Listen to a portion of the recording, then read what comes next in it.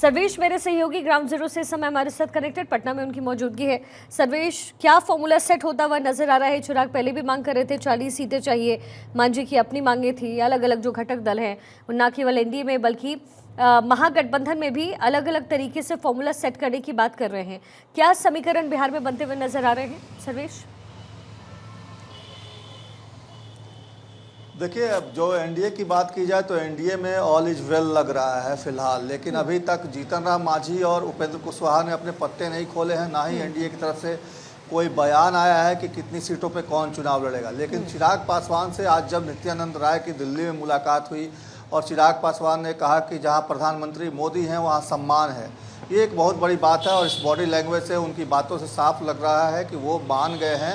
और अब जो सबसे बड़ा खतरा था एनडीए के लिए चिराग पासवान, क्योंकि 2020 में जब वो अलग होकर चुनाव लड़े थे तो तकरीबन 63 सीटों पर जेडीयू को मात खानी पड़ी थी। नीतीश कुमार 43 सीटों पर आकर सिमट गई थी। नीतीश कुमार की पार्टी, उसके पीछे कहीं ना कहीं चिराग पासवान ही वो फैक्टर थे। और यही वजह है कि चाहे वो जेडीयू हो या बीजेपी हो, तमाम दल ये नहीं चाहते थे कि चिराग पासवान कहीं भी एनडीए से अलग हों। इसमें सफलता मिल गई है एनडीए को, कि जो कि एनडीए खेमे के लिए बहुत बड़े उत्साह की बात है। और उसकी खुशी भी देखने को मिली जब सम्राट चौधरी के आवास पर एनडीए के में शामिल दो प्रमुख दल बीजेपी और जेडीयू के तमाम बड़े नेता एकजुट होकर मिलते हुए दिखाई दिए, बैठक करते हुए दिखाई दिए। तो ये एक तरह से सुखद संदेश है। लेकिन वहीं जीतन राम मांझी की बात कर लें, उपेंद्र कुशवाहा की बात कर लें, तो जीतन राम मांझी फिलहाल दिल्ली में हैं। उन्होंने अभी तक अपने पत्ते नहीं खोले हैं। उन्होंने कल ही साफ कह दिया था कि 15 सीटें चाहिए और अगर 15 सीटें नहीं मिली तो भी वो नरेंद्र मोदी के सिपाही की तरह डटे रहेंगे चुनाव मैदान में। भले ही उनका कोई उम्मीदवार नहीं होगा, लेकिन वो एनडीए के साथ रहेंगे। उपेंद्र कुशवाहा से भी आज मुलाकात हुई है। विनोद तावड़े, धर्मेंद्र प्रधान, ऐसे तमाम जो बड़े नेता हैं उन लोगों ने आज फिर उपेंद्र कुशवाहा से मुलाकात की है। सूची लेकर उपेंद्र कुशवाहा के पास विनोद तावड़े पहुँचे थे कि किन किन सीटों पे कौन कौन दल लड़ रहे हैं और उनके लिए, उपेंद्र कुशवाहा के लिए कौन कौन से सीट उन लोगों ने ऑफर करके रखे हुए हैं। लेकिन उसके बावजूद उपेंद्र कुशवाहा की तरफ से कोई भी बंदा एनडीए की बैठक में शामिल होने सम्राट चौधरी के घर नहीं पहुंचा। ये साफ दिखाता है कि अभी भी उपेंद्र कुशवाहा हो या जीतन राम मांझी हो, वो तैयार नहीं है, वो अभी नहीं माने हैं। हालांकि माना कोशिश यही है और जो सूत्रों के हवाले से खबर आ रही है, कहा ही जा रहा कि देर शाम तक इन दोनों को भी मना लिया जाएगा। तो एक तरह से एनडीए में सब कुछ ऑल इज वेल हो जाएगा और कल सुबह तक का इंतजार करना होगा इसके लिए। कल सुबह तक कुछ ना कुछ अच्छी खबर आएगी एनडीए खेमे से। दूसरी तरफ अगर महागठबंधन की बात करें तो महागठबंधन में आज आपने देखा होगा कि आज कांग्रेस में जो पार्टी के नेता हैं वो आज सदाकत आश्रम में अलग बैठे हुए थे। आरजेडी के लोग राबड़ी आवास पे अलग बैठक कर रहे थे। वहाँ संसदीय बोर्ड की बैठक हुई। संसदीय बोर्ड की बैठक में लालू प्रसाद यादव को अधिकृत कर दिया गया कि कोई भी फैसला अब लालू प्रसाद यादव लेंगे, चाहे वो सीट शेयरिंग का मुद्दा हो, उम्मीदवारों के चयन का मसला हो, ये तमाम इस फैसले जो हैं आरजेडी में वो लालू प्रसाद यादव ही अब लेंगे। तो एक तरह से कहा जाए तो महागठबंधन के बीच में अगर कहा जाए तो आरजेडी और कांग्रेस की वही हालत है जो जेडीयू और बीजेपी की हालत एनडीए में है, क्योंकि आरजेडी और कांग्रेस विन विन सिचुएशन में है। लेकिन उनके घटक दल वाम दल हो या फिर मुकेश सहनी की पार्टी हो, ये अभी सहमत नहीं है। वहाँ भी कहीं ना कहीं जीच दिख रही है। मुकेश सहनी लगातार ये मांग कर रहे हैं कि 40 सीटें चाहिए। 40 सीटों से घटकर वो 30 सीटों पर आ गए हैं, लेकिन उसके बावजूद उन्होंने डिप्टी सीएम की मांग जरूर रखी है और साथ ही पसंदीदा कुछ सीटें भी वो चाहते हैं, जिसको लेकर रार फंसा हुआ है। और वहीं अगर बात करें वाम दलों की, तो वाम दलों में भी कहीं ना कहीं सीपीआई-एमएल 35 सीटों की डिमांड कर रही है और जो सीपीएम है वो 10 सीटों की डिमांड कर रही है। सीपीआई 20 सीटों की डिमांड कर रही थी।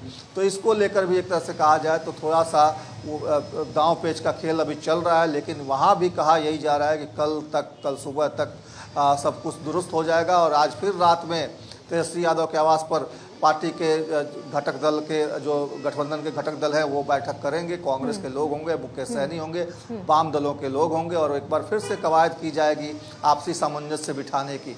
तो एक तरह से कहा जाए तो लगातार कोशिशें अपनी तरफ से तमाम जो गठबंधन है वो कर रही हैं, लेकिन दूसरी तरफ अपनी तैयारी भी, चुनावी तैयारी भी जारी रखे हुए हैं। लेकिन क्या मुख्यमंत्री के चेहरे पर सहमति महागठबंधन के अंदर बन पाई है सर्वेश? क्योंकि हम देख रहे थे कि इस मैटर को लेकर के भी खींचोतान चल रही थी।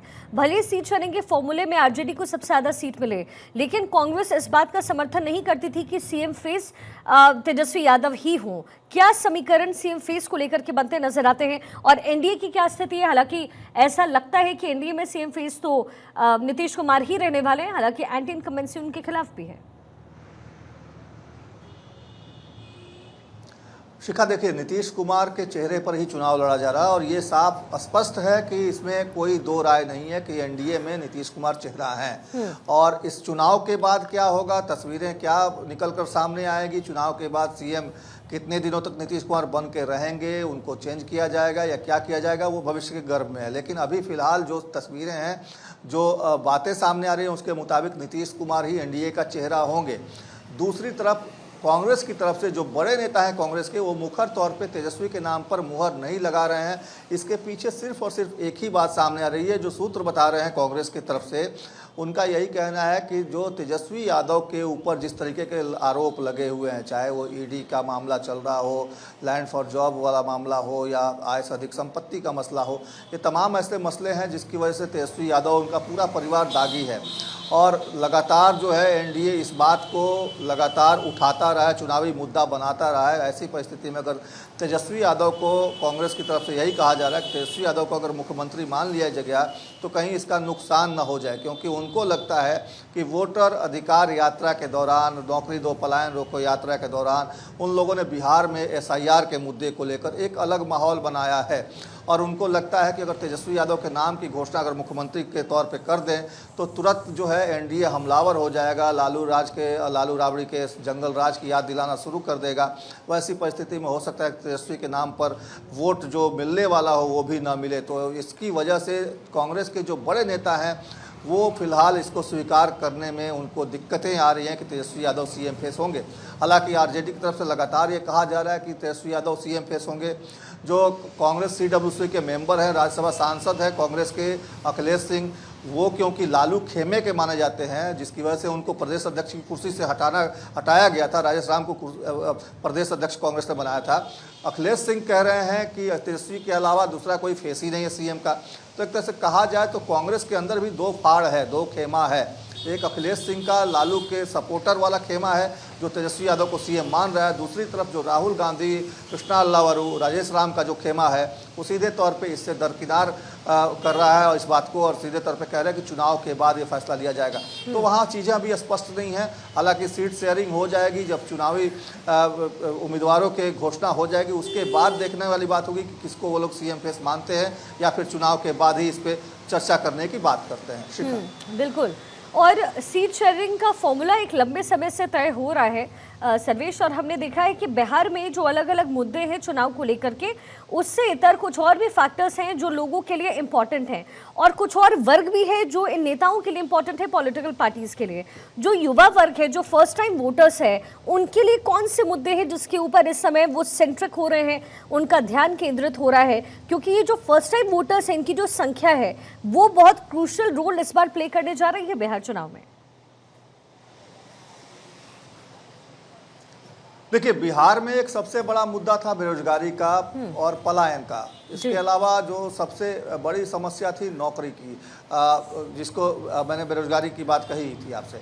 तो देखिए, जो बेरोजगारी है वो समस्या कहीं ना कहीं अब दूर होती हुई दिख रही है। जिस तरीके से चाहे वो तेजस्वी यादव हों, उनका कहना है कि 20 महीने में सरकार बनेगी तो 20 दिन में अध्यादेश लाएंगे और 20 महीने में हर परिवार के एक शख्स को सरकारी नौकरी देंगे।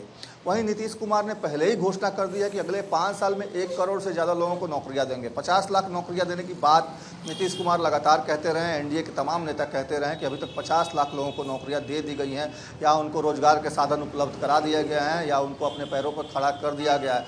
इवन कि महिलाओं को भी अपने पैरों पर खड़ा करने के लिए 10-10 हज़ार रुपये की किस्त दी गई है।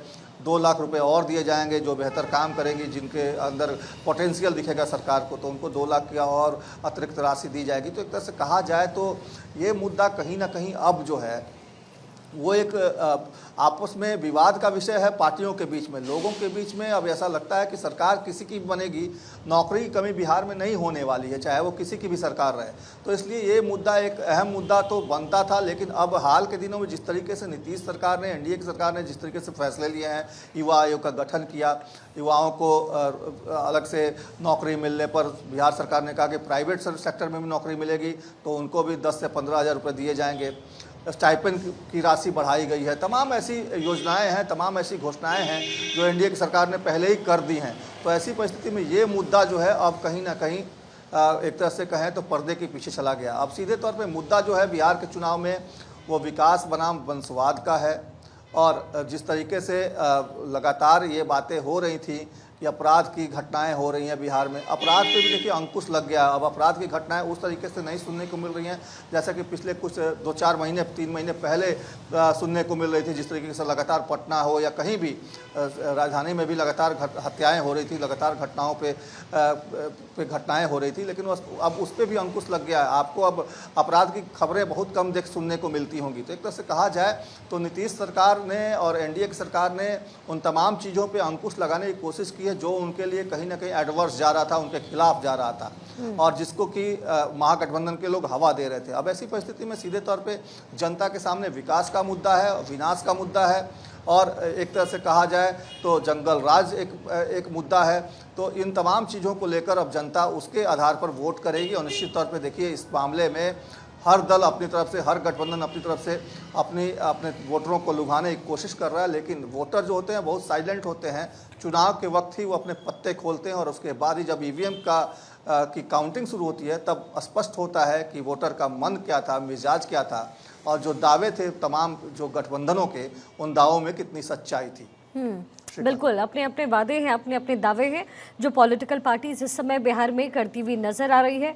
एनडीए और महागठबंधन दोनों ही खेमे में किस तरीके से सीट शेयरिंग का फॉर्मूला तय हो रहा है ये आने वाला वक्त बताएगा, लेकिन कमोबेश ऐसी स्थिति अब नजर आती है कि एनडीए में जो पूरा गेम प्लान है, जो पूरा रोड मैप है वो तैयार हो चुका है और महागठबंधन भी अब इस तरफ, इस डायरेक्शन में आगे की ओर बढ़ रहा है। सर्वेश, अगर जिक्र करें तेजस्वी यादव और राहुल गांधी को लेकर के, इस समय चुनावी रैलियों को लेकर के महागठबंधन की स्थिति कैसी है? जो चुनावी रैलियां होने वाली है उसमें स्टार प्रचारक के तौर पर महागठबंधन की तरफ से कौन शामिल हो सकता है? क्या अखिलेश यादव इसका हिस्सा हो सकते हैं, ऐसी उम्मीद? देखिए, अखिलेश यादव को न्योता दिया जाएगा, जरूर दिया जाएगा ऐसा लगता है, लेकिन अखिलेश यादव की पार्टी को एक भी सीट नहीं दी गई है बिहार में। हालांकि अखिलेश यादव की तरफ से ये जरूर पिछले दिनों कहा गया था कि उनकी पार्टी चाहेगी कि जो उत्तर प्रदेश से सटे हुए ज़िले हैं बिहार के, वहाँ पे एक आध सीट उनको मिले, और वो इस कवायद में लगे हुए भी थे, आए भी थे बिहार। तब जब वो दौरे पे तो उस वक्त भी उनकी तरफ से ये बातें खुलकर तो नहीं कही गई, लेकिन उनकी पार्टी चाहती है, उनकी पार्टी ने यहाँ पे अपने एक तरह से कहें तो जो ऑफिस बॉडीज़ होते हैं उनको भी यहाँ पे तैनात करके रखा हुआ है।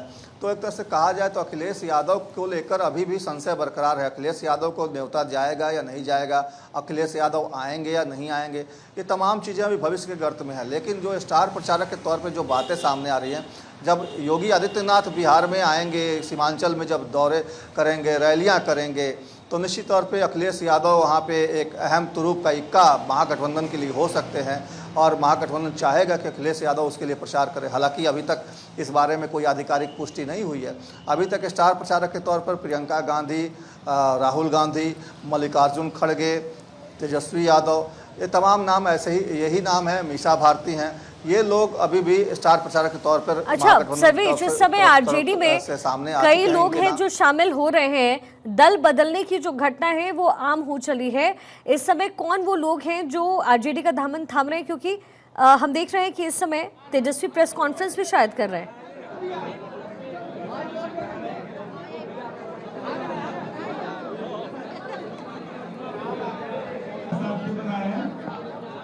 आप लोग पूरा लाइन तो दिलवाओ यार,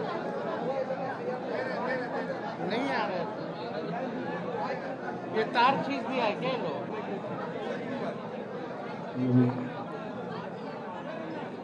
चले तो शांति बना के रखिए सब लोग।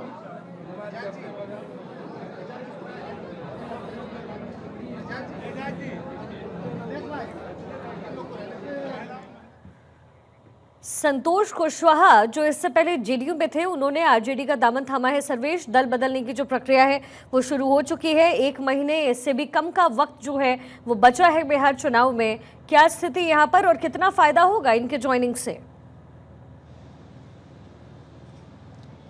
मैं उसी पे आ रहा था शिखा। देखिए, संतोष कुशवाहा एक बड़ा नाम है क्योंकि पूर्णिया से सांसद थे और पिछली बार वो पप्पू यादव से चुनाव हार गए थे। जेडीयू की टिकट पे उन्होंने पूर्णिया से चुनाव लड़ा था, लेकिन संतोष कुशवाहा वहां चुनाव हार गए थे और हारने के बाद से ही वो लगातार आरजेडी के संपर्क में थे और वो इस वक्त उन्होंने आरजेडी का दामन थामा है और पूर्णिया के ही धमदाहा से वो उम्मीदवार होंगे आरजेडी के।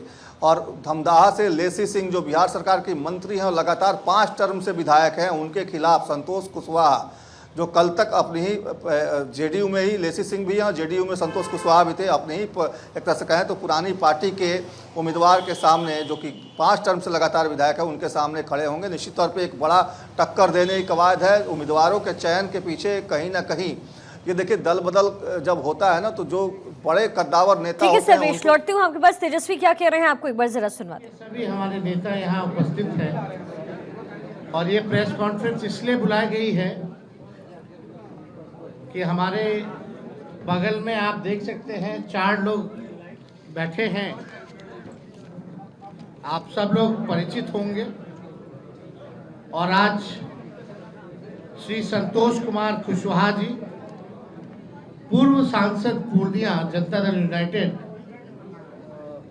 श्री राहुल शर्मा जी, पूर्व विधायक घोसी जनता दल यूनाइटेड में हैं,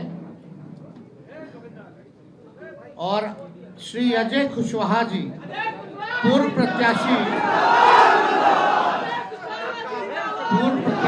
लोजपा। शांत रहिए, शांत रहिए। फिर वही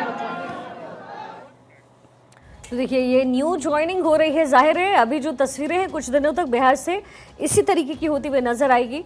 सर्वेश, बहुत शुक्रिया इस पूरे विश्लेषण के लिए।